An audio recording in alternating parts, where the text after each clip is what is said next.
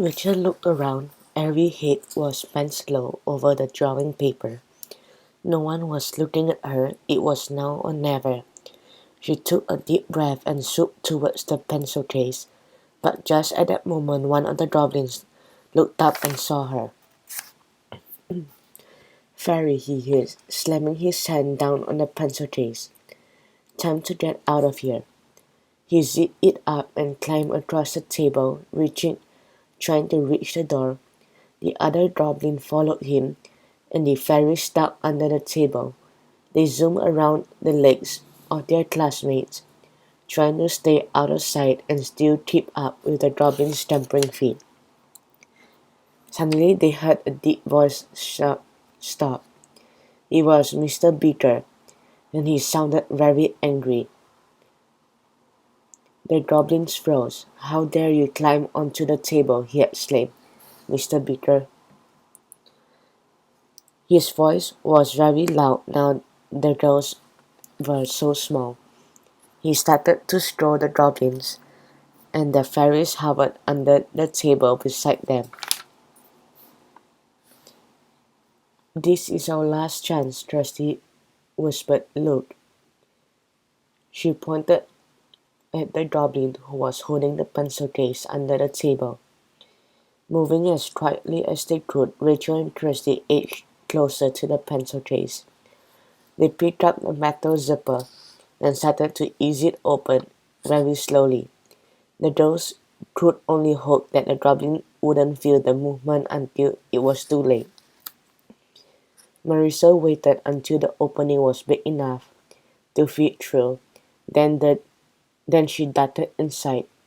Kirsty and Rachel held their breath and waited. And then the little fairy came zooming out with the star badge clutched in her hand. It had already shrunk back to the fairy size. "We got it," she said in an excited whisper. "Come on, back to the beanstalk." When they were safely behind the beanstalk again, a wave of Marissa's wand transformed Kirsty and Rachel back into humans. "Thank you both for helping me today," she said, her badge back on her dress and her eyes brimming with happy tears. Now the young fairies would be able to enjoy their science lessons again. "It was our pleasure," said Kirsty, smiling. "Tell the other school fairies that we are ready to help them too," said Rachel. "Goodbye, Marissa." The little fairy waved her wand and then disappeared in a puff of fairy dust.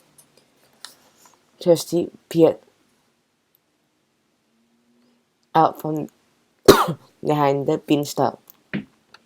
"Mr. Beaker's still shooting the goblin," she said. "We can sneak back to our table now."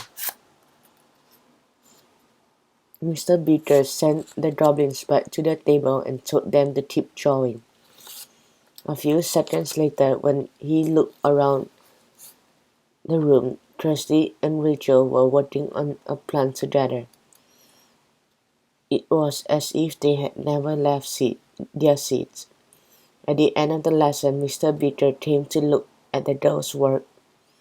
They labeled the root, stem, and leaves, as well as several other parts of the plant. Kirsty had added a colorful rainbow over the top. "This is excellent, Rachel and Kirsty," said Mr. Beaker. "This deserves a gold star, and I'm going to include it in a special display for the school superintendent." Amina and Alice smiled at the girls to congratulate them, but the goblins were jealous. "What about ours?" they demanded. "Ours is the best." They held up their picture, but it just looked like green scribbles. "Well, at least you tried your best," said Mr. Beaker. The goblin shoved the second one so hard that he almost fell off the chair. "Where's the magic badge?" the girls heard him hiss. "You lost it." "You lost it," snapped the other. While they were arguing, there was a knock on the classroom door and the custodian walked in. "Where are these giant plants?" he asked.